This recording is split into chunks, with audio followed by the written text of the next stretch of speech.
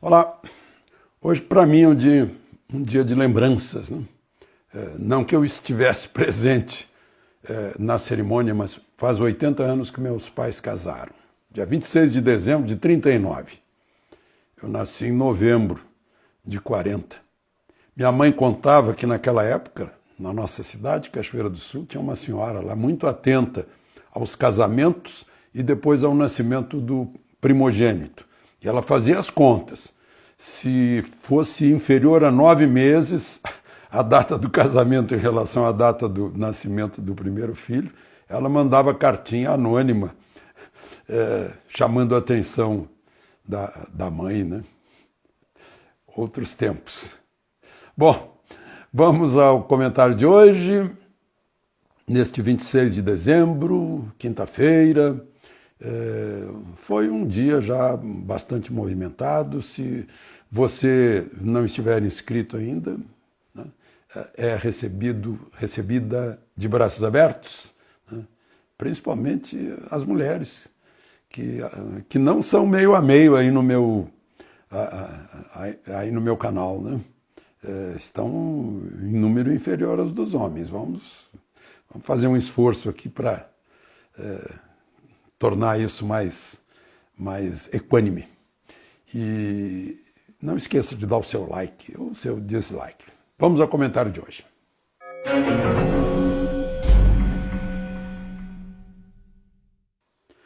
Então, a Justiça já está de folga, já está em férias. A Polícia Federal não. A Polícia Federal indiciou, nesses últimos dias, Lula, Marcelo Odebrecht, Antônio Palocci e Paulo Okamoto. Paulo Okamoto como presidente do Instituto Lula. É aquele dinheiro da Odebrecht, né, a troco de ajuda para o Instituto Lula. Paulo Okamoto começou como fresador metalúrgico, depois se tornou presidente dos sindicatos metalúrgicos. É um homem de confiança de Lula. Ele esteve envolvido no mensalão, pedindo a quebra de sigilo bancário dele, ele conseguiu na justiça impedir isso. Marcos Valério contou na época, no processo, que estava sendo pressionado por Paulo Okamoto e chegou a dizer algo que era verdadeiro na época, né, que era o faz tudo para Lula. Paulo Okamoto, durante muitos anos, foi presidente do Sebrae. Quando o Lula entrou no governo, ele já entrou no Sebrae como diretor e depois presidente. E depois presidente do Instituto Lula. Bom, mas ele já é réu desde 2016, né? Réu pela Lava Jato. Já que falamos em Lava Jato, um outro caso aí marcante foi aquela compra da Petrobras da refinaria enferrujada de Pasadena, né? Em que a ministra Dilma era presidente do conselho da Petrobras, que aprovou o negócio, né, que deu um tremendo prejuízo para o Brasil.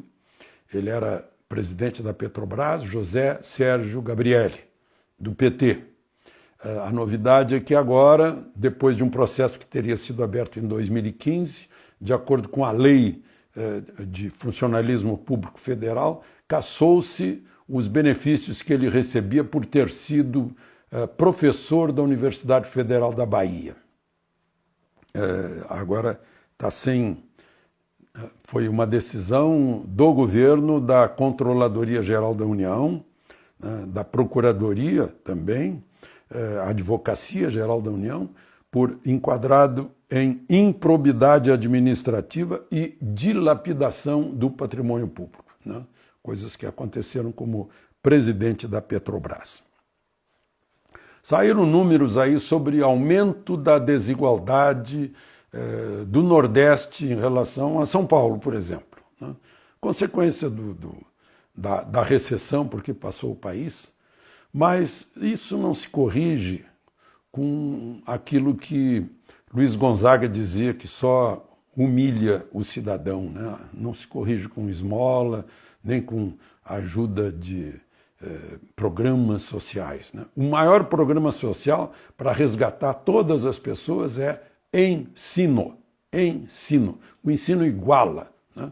Eu já disse aqui, vou repetir, quando eu entrei no primeiro ano do grupo escolar Vidal de Negreiros em Estrela, né, nós éramos diferentes, né? Era o filho do carroceiro, o filho do dono do melhor hotel da cidade, o filho do locutor de rádio, que era eu, éramos diferentes.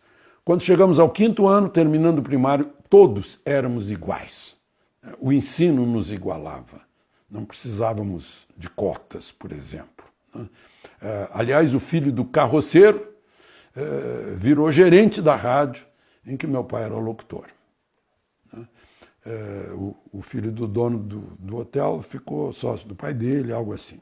Mas, enfim, o ensino iguala, né? E aí a gente olha para o PISA e vê que a gente não consegue distinguir matemática de aritmética, não temos a menor noção das contas, né? Não temos noção de diferenciar ciência, né, dentro das ciências, física, química, né, e não conseguimos fazer aí ler um trecho, explicar um trecho de 15, 20 linhas, né, muito menos escrever esse trecho, né?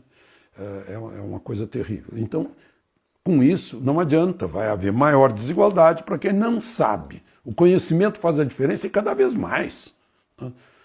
Vejam aí o tamanho do conhecimento de alguns países que foram embora para o primeiro mundo, né? Coreia do Sul, Singapura, o que surgiu lá no Vale do Silício, né? Essa nova era, né? Provavelmente a história mais tarde vai mostrar que uma era terminou antes do Vale do Silício e outra começou no Vale do Silício, né? Então, é o ensino. E, aliás, hoje eu fui ao velório e enterro de um homem que se distinguiu nisso, né? Do Mário Sérgio Pasquale, né? Viveu 92 anos, 93 anos, né? Ele dizia que ele não tinha 92, ele já estava cursando o 93º ano de vida, né? O caixão dele estava coberto pela bandeira do Projeto Rondon, que foi um grande programa de integração nacional. O lema sempre foi integrar para não entregar. Já havia, né, a preocupação com a Amazônia, né, que o mundo todo tá de olho na Amazônia. O Projeto Rondon levava os jovens universitários das universidades urbanas lá para dentro, né, Nordeste, regiões mais remotas dos estados e região amazônica, integrando, fazendo com que as pessoas conhecessem realmente. Imagina convidar aquela moça, aquela menina sueca, para entrar num projeto Rondon e conhecer a verdadeira Amazônia, né? E não aquela que é posto na cabecinha dela. Mas, enfim, esse homem recebeu honras do Exército Brasileiro lá no enterro, né? O caixão dele também recebeu a bandeira nacional, as honras dos parentes, mas eu não vi ninguém interessado em fazer a cobertura jornalística de um herói brasileiro, né? Que foi durante muitos anos o número 2 do Ministério da Educação e Cultura, né? Teve envolvido nisso que é a coisa mais importante que um país tem para poder ter futuro, que é o ensino, né? Mas não interessou prestar uma última homenagem, né? Bom, vamos em frente. O índice de confiança do serviço continua subindo, segundo a Fundação Getúlio Vargas, está em 96,1 pontos.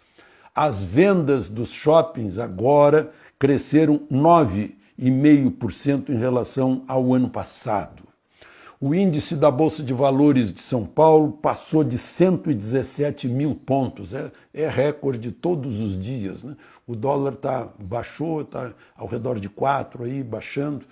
Então é o otimismo de volta. E eu tenho dito aqui, repito, que o otimismo é que empurra o crescimento econômico. Foi um dia também que o presidente foi a uma lotérica apostar, né, no loteria, eu nunca apostei na vida, eu não sei bem como é que funcionam essas coisas, eu prefiro apostar em mim, a gente sempre sai ganhando, né? Além de economizar o preço da aposta, mas enfim. Ele está com esse hábito, né? Ele saiu para comprar uma moto, foi lá na loja, depois foi a chamada Feira do Paraguai, cheio de gente em torno dele, né? As pessoas se preocupam com a segurança, agora na lotérica foi a mesma coisa, e no bairro do Cruzeiro Velho, que é um bairro tradicional de Brasília que abriga, em geral, os cariocas que vieram nos primeiros tempos de Brasília transferidos para cá. Mas, enfim, outra preocupação que eu acho que o presidente pode ter é que ele nomeou 22 ministros em critério técnico, não há como a gente imaginar partidarização do ministro Tarcísio na infraestrutura, da ministra Damares, do ministro Paulo Guedes, né? Não há como imaginar isso, né? Mas há gente que tem preferências partidárias e vamos ver como vão se comportar no ano eleitoral, né? Porque uma das características desse novo governo é a distância dos partidos políticos nos ministérios. O partido não manda mais em ministério, quem manda no ministério é o chefe do Poder Executivo, que é o presidente da República, né? Que manda no ministro, né? O ministro é um auxiliar, aliás, demissível assim, enquanto der na cabeça do presidente, né? Então, agora é observar, né, que os ministros e ministérios se mantenham também distantes da disputa partidária, que vai se concentrar na disputa das prefeituras do Brasil, né, e na disputa também dos legislativos municipais. Por último, só um conselho, eu entrei, achei uma maravilha, www.brasil.gov.br, né, o Brasil.gov.br. Tudo está lá. Qualquer coisa que a gente queira. Agora eu encontrei, por exemplo, não estava nem procurando, a carteira de habilitação digital, para ficar no meu celular. Mas está tudo concentrado lá, benefício do INSS. Aliás, o INSS presta 96 serviços, 90 já estão ali, né? Que é até para deixar que 1/3 do INSS saia aposentado e não vai ser preciso botar mais gente, né, nesse estado inchado. Certificado de vacina para viagem internacional, o passaporte, né, alguma declaração necessária, título eleitoral, né,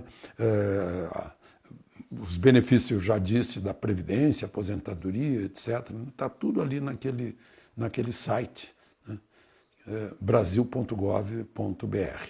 Tá? Já há algum tempo, já está se aperfeiçoando, é a digitalização necessária e atrasada, né, dos serviços públicos. De Brasília, Alexandre Garcia.